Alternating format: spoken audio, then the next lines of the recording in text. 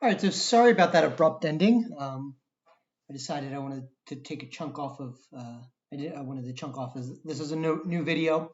Um, so where we left off was we were discussing the difference between a non-binding price ceiling, a non-binding price floor, and then a binding price ceiling, a binding price floor. So if we go back to the graph that we drawn in the last lecture video, we had four types: non-binding, binding, floors, and ceilings. And remember, a non-binding floor, a floor is a lower minimum. It's a minimum on the price that you can set, that the government or whatever sets for that particular market. So if the floor is below where the equilibrium price is, it has no effect on the equilibrium price, no effect on the equilibrium quantity either. Okay, so if it's below, then it's non-binding. Okay, so if the floor is below where the ceiling is above, they're non-binding. Okay, if the floor is above or the ceiling is below, then they're binding. Okay, so if we were to take a look at this this graph over here, right? Why is this a binding floor? So this would be an example of a minimum wage. If the equilibrium wage is at P star, let's say the equilibrium wage is $7.25, as it is in Pennsylvania, and the government says you can't charge a wage under $15, well, what's the going wage then?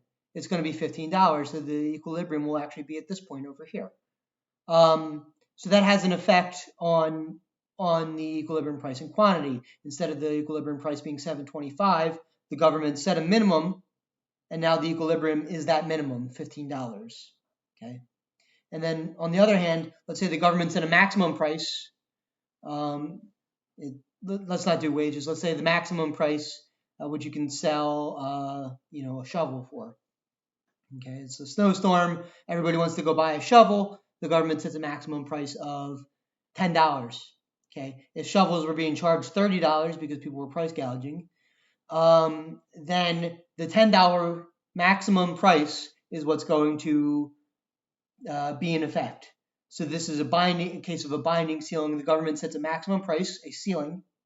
Okay, the maximum price is below what the equilibrium price is, so the ceiling has an effect. Okay, and that causes it to be binding. Okay, so if the ceiling is below, or if the floor is above, then they're binding. Okay, and if the ceiling is above, or the floor is below, they're non-binding, and it's important to keep that straight. So when I do, I give you your homeworks and your midterms, I'm going to give you binding and non-binding, and I'm going to give you price floors and price ceilings, and you're going to have to use your intuition to determine is it binding, is it not, and then you'll have to solve the model more in depth. Okay, so what's going to follow now is I'm going to walk through a binding price ceiling. Okay, so right now on screen I have a non-binding price ceiling, and you don't really need to know a whole lot about it besides once you find out that it's non-binding, that is once you know that the ceiling is above the equilibrium price, then there's no effect. The government has set a law in place that currently is not doing anything.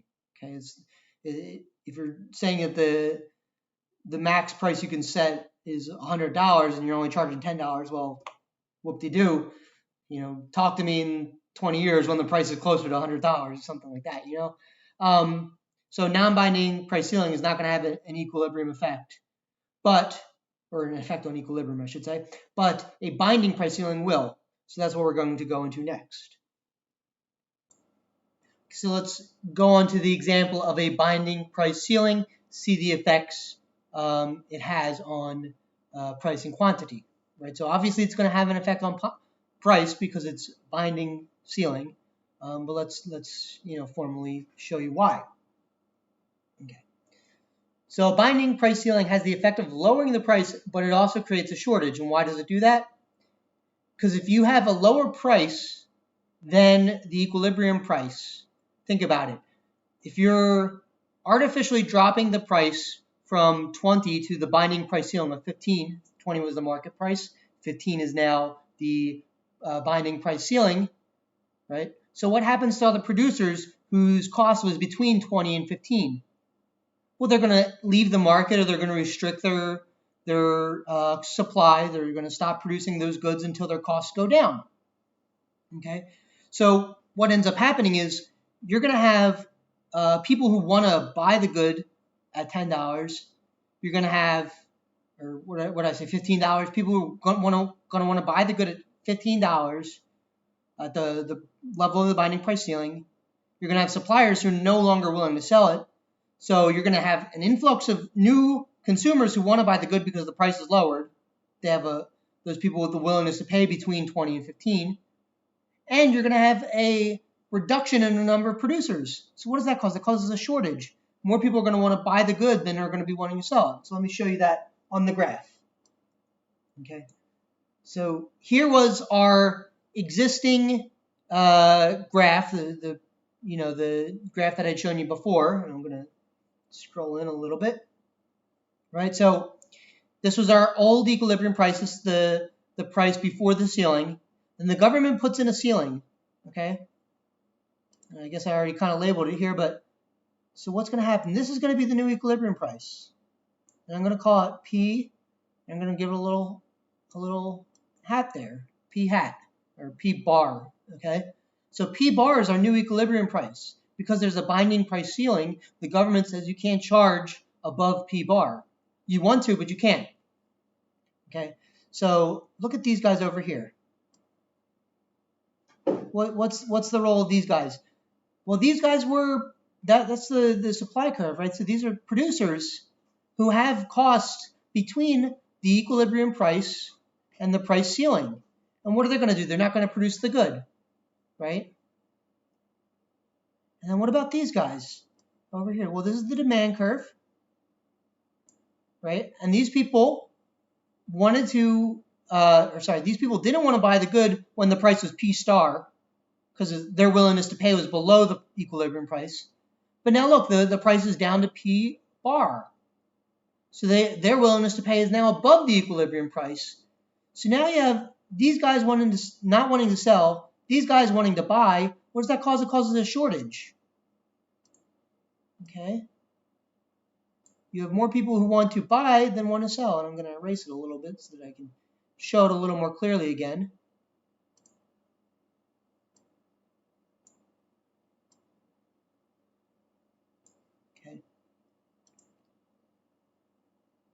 So let me do one more thing. I want to label this. So this is the quantity demanded, right? This over here is the quantity supplied, right? And this was the old equilibrium quantity and the old equilibrium price. So if I ask you that there's a binding price ceiling, and I say, what's the equilibrium price? It should be the binding price ceiling. Then when I ask you what's the equilibrium quantity, well, right now I got two quantities on the graph. So what do? Okay. Well, imagine you walked into an auction and there were 30 people who wanted to buy it and 15 people who wanted to sell something, right? And there's only one, each person only has one thing, right? Well, if 30 people want to sell 30 people want to buy something and only 15 people are willing to sell it, well, how many transactions are going to be made? 15, right? You can't buy something that nobody's selling to you. So there's a mismatch, right? There's a shortage. There's more people who want to buy than there are people who want to sell, okay? And only 15 things are getting sold. The lower number is always going to be the one that holds, because you can't sell to people who don't want to buy, and you can't buy from people who don't want to sell, right? So in this case, the equilibrium quantity is going to be quantity supplied. So let me type this guy out. So equilibrium quantity is equal to QS. Equilibrium price is equal to P. I'm going to write bar, just so that you know it's the P with the upper bar on it. That's a COVID limitation right there. Let me make this a little bit bigger. Okay. So at the binding price ceiling, you have QS being the new equilibrium price, QS being the new equilibrium quantity because there's less sellers than there are buyers. So quantity supplied is going to be the one that's limiting the equilibrium. And P bar being the equilibrium price. Okay. And this difference here between QD and QS on this graph, sorry. Let me do this in green. This difference here between QS and QD, okay, that's what we call a shortage. There's more buyers who want to buy than there are sellers who want to sell. And we're going to have a shortage equal to QS minus QD.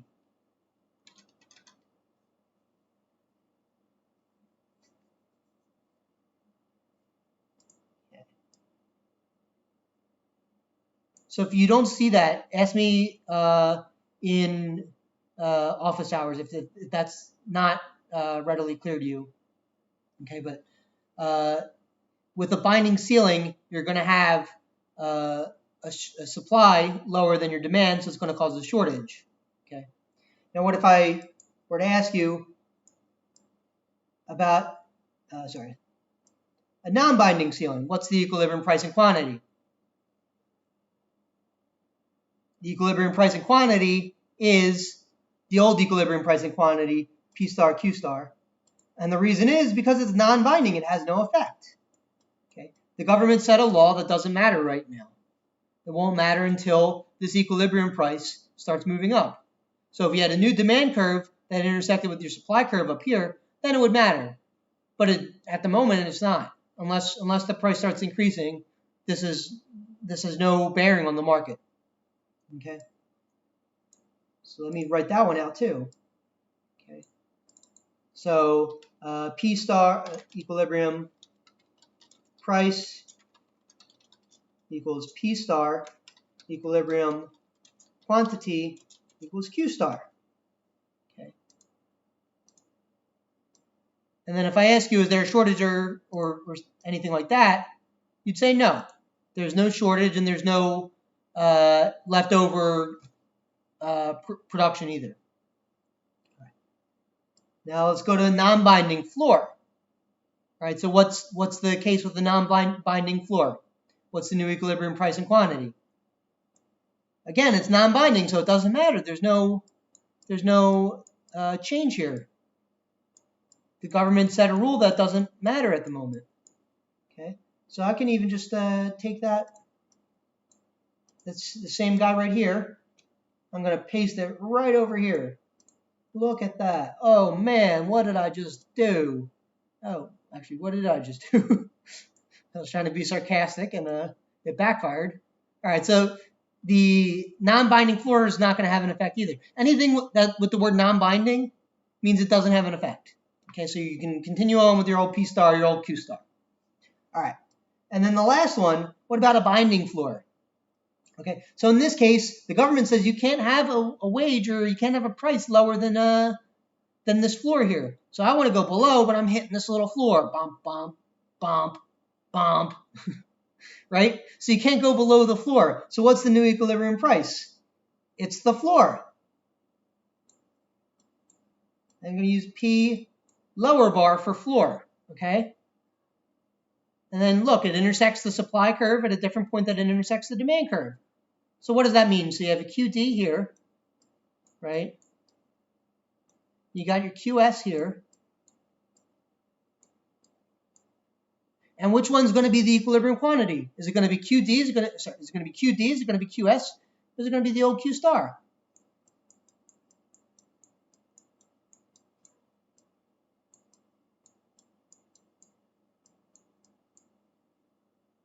Well, think about it. There's less people who want to buy now than there are suppliers, right? The price of the good has increased.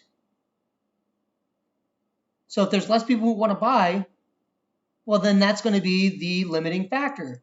If you can't find the buyer for what you're selling, well, then you're not selling it. Okay, so I'm going to call this QD. Okay, and this is going to be your new equilibrium quantity, QD. All right, and then in green, this right here, well, we confusingly in economics call a surplus. Okay, so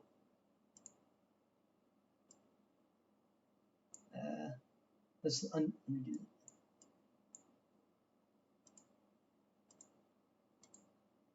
that. Come on. 1 second, y'all.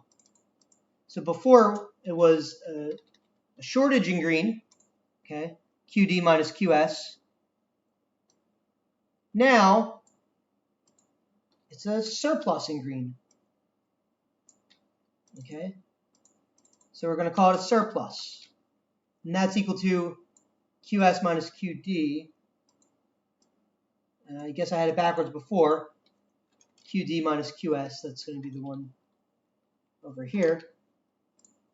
Apologies for that. So QD over here minus QS, that's going to be the only way this number is going to be positive. Okay. So this is a mismatch where more people want to buy than want to sell. So you have people in line waiting for a good that they're never going to buy. This mismatch is more people want to sell than want to buy. So what's going to happen there? You're going to have shelves full of inventory that you're not selling. Okay, and we call that a surplus. And I understand that's confusing language because we talked about consumer and producer surplus and total surplus, and this is not related. And I have no control over that, so I'm sorry. You just got to kind of figure it out based on context. So anytime I talk about surplus in this sense, it'll just be the word surplus. Okay, and it'll be directly related to a question about price controls. Okay, anytime I talk about consumer, producer, total surplus, I'll say consumer, producer, total surplus. Okay, and I know that's confusing, and I sympathize, but I didn't write the econ textbooks from the last 30 years, so I can't do anything about that. Okay, so what's the new equilibrium quantity? Well, it's QD. QD is the smaller one. Okay, what's the new equilibrium price? It's going to be P bar, but in this case, it's going to be P under bar. Okay, before it was P upper bar, like a P lower bar or whatever, P with the line under it. That doesn't matter, whatever you call it doesn't matter, as long as you know it's the price floor is the equilibrium price. Okay. Floor, ceiling. Okay. And then you're going to have a surplus where there's more sellers than buyers, and that's going to be QS minus QD. So let's compare all four now, real quick. Okay. So with non-binding floors and ceilings, nothing changes. The government sets a price. This ceiling is way too high, I'm sorry. Or way too low, I mean.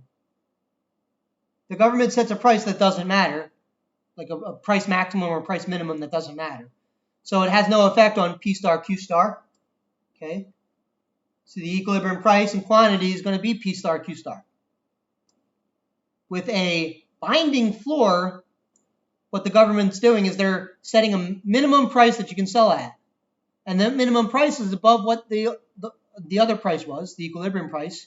So the equilibrium price is going to have to move up in order to meet the minimum. Okay? So when it moves up to meet the minimum, right, you're increasing the price, and that kind of hurts consumers. You're increasing the price, and people with willingness to pay in this little area right here are no longer willing to pay. They're not going to buy the good. Okay? So what's that do? That drives consumers out of the market. Meanwhile, on the other hand, on this side of the supply curve, on this side of equilibrium, you're going to have suppliers who are going to be like, oh, look, the price increased. So I can make a profit, whereas before I couldn't. If my cost is above P star but below P lower bar, then before, without the price ceiling, I couldn't do anything. I couldn't sell my goods because I was producing at a loss. Now I can charge a higher price, and I can produce at a gain. So I want to enter the market. The problem with that is if everybody enters the market on the supply side and everybody leaves the market on the demand side, you're going to have a surplus. You're going to have unstocked inventory. The milk that you're charging a minimum price for a minimum price for, also a price floor, the milk that you're charging a minimum price for, you can sell at a profit, but you got to find someone who's willing to buy it. So that's going to cause extra stock that's sitting on the shelves, and we call that extra stock surplus. Okay. So the new equilibrium price is going to be the price floor, right? Because it's binding. It's above the equilibrium price. You have to meet the minimum. The new equilibrium quantity is going to be QD, because that's the one that's going to limit the number of transactions, because QD is lower than QS. So if you can't find a buyer for what you're selling, then the equilibrium quantity is going to be the number of buyers in the market. Okay, so that's QD. And then you're going to have a surplus of unstocked or unsold inventory, basically, QS minus QD, the difference between the number of goods you want to supply versus the number of goods that people want to buy. And then finally, to wrap it all up in a nice, neat little bow, you can have a binding price ceiling too, right, which is the maximum price you can set on a good, right? And if the maximum price is below what you were setting it at, then you have to drop your prices in order to meet that, to meet the maximum price. Okay, by dropping the prices, your new equilibrium price is going to be P bar. Okay, in this case, P upper bar, but again, that's just how everyone annotated it. I could have called it P0 or whatever. Okay, the equilibrium quantity is going to be based on the suppliers, right? So if you're dropping prices, the number of if you're dropping price, the number of suppliers is going to shrink because they're not going to meet their cost. Okay, so if suppliers leave the market, that's going to be QS, the ones that remain.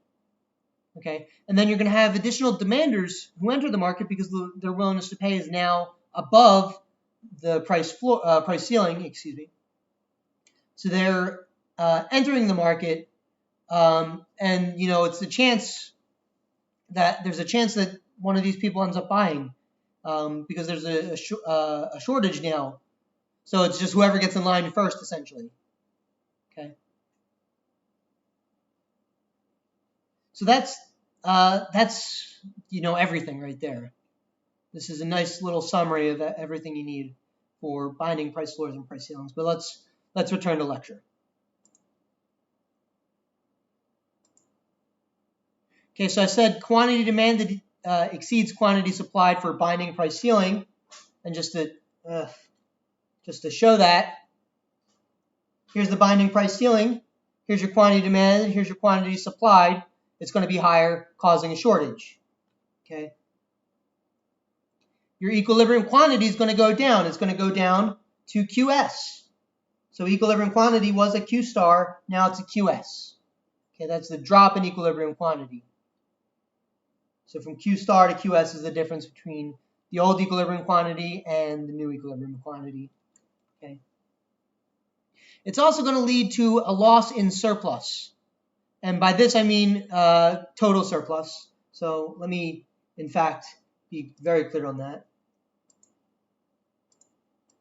Total surplus.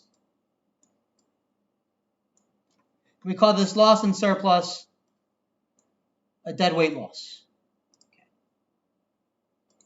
So let me show that. So I'm going to redraw the price ceiling graph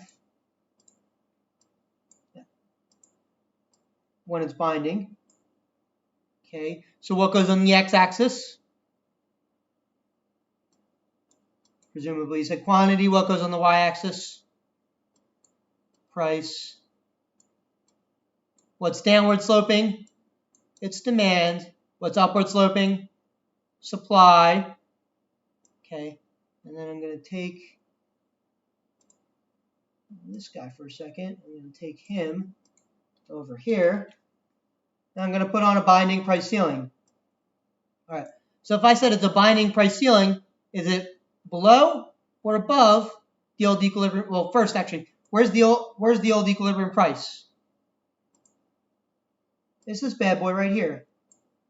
This is the old equilibrium P star. This is the old equilibrium quantity Q star.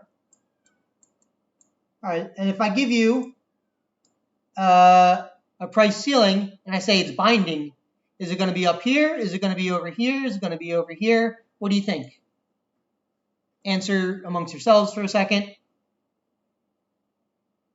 Well, price ceiling is the max, right? It's the maximum price. So if I said the maximum price is binding, that means it's got to be below the current equilibrium price, right?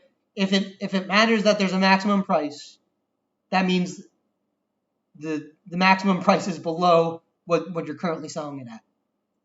Okay? So if I set the price ceiling to here, my new equilibrium price, what is it? It's going to be this right here. And I'm going to call it P upper bar again.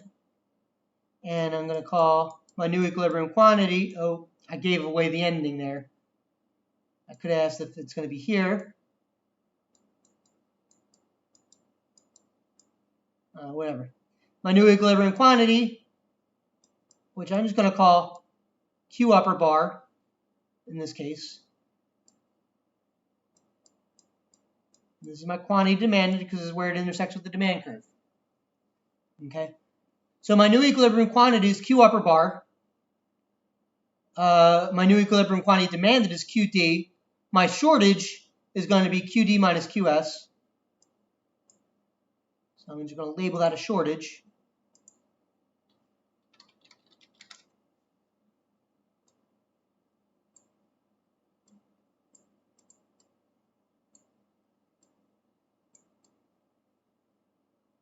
Because more people want the good than are willing to supply it.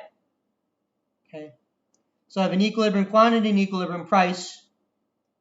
My old total surplus was this triangle here. Okay, what's my new total surplus? So is, just to be clear, this point, this point, this point. So A, B, C was my old total surplus. What's my new total surplus? Well, I can't get consumer or producer surplus on goods that aren't being bought or sold, right? So what I got to do is bring this bad boy up here. Okay. So my old total surplus was ABC. My new surplus is going to be, that should be a D. Let's do an easier letter to draw. E. And this is F. Okay. So these guys at E are getting consumer surplus for what it's worth. This is the last person to get consumer surplus. Okay. Anything to the right of E are people who are not buying. Okay.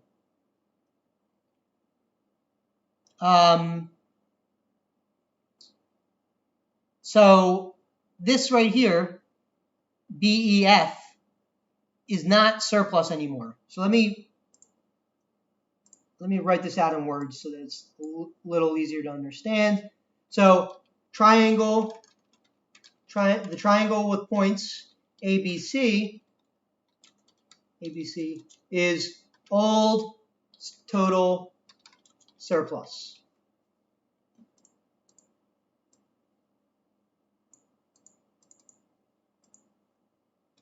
Okay. Triangle BEF, so this guy here to here to here is going to be goods unsold, right? So that were sold before. How do I know that? Because before I was selling up to Q star, now I'm only selling up to Q upper bar or QS, whatever you want to call it. Okay.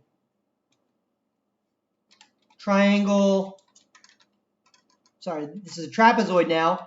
Trapezoid A, E, F, C. A, E, F, C. This guy here is now my new total surplus. Okay?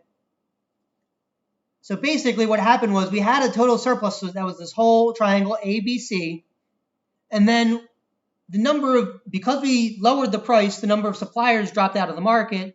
When the suppliers dropped out of the market, they had trouble finding someone, the consumers had trouble finding someone from whom to buy. So what happened, the quantity that was actually bought decreases. When the quantity decreases, what happens is I can't get consumer surplus on a good that I'm not buying, right? I'm willing to pay for it, but I'm not paying a price, so I'm not getting the good, so I'm not experiencing any consumer surplus. Okay. Likewise, producers aren't getting any producer surplus on goods that they're not buying. Okay. So we have a area of ABC is going to be greater than your area of AEFC.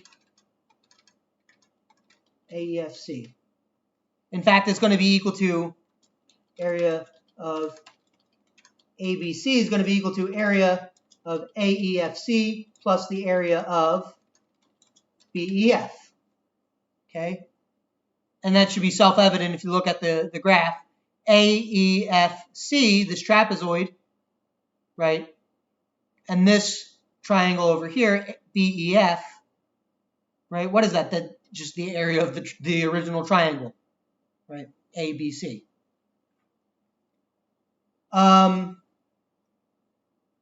Good thing I didn't use D before because it's demand too. I was just noticing that. So anyway, that's your new area, that's your new total surplus. So what we call this area BEF, the goods the surplus from goods unsold that were sold before is called your dead weight loss. Okay, your dead weight loss. Okay, dead weight loss officially is the loss of total surplus arising from some intervention in the market. Okay, in this case, the intervention was adding a binding price ceiling. It decreased the total surplus, causing what's called a deadweight loss. Okay.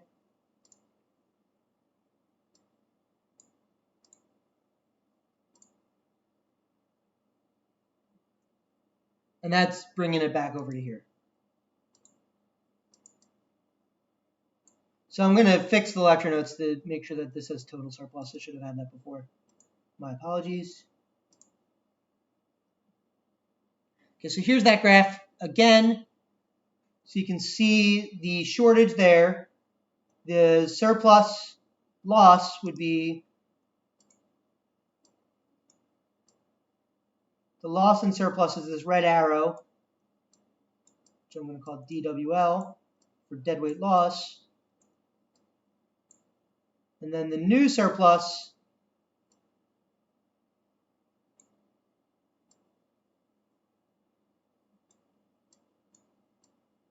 this is the new total surplus, TS for total surplus, okay, is the trapezoid. All right.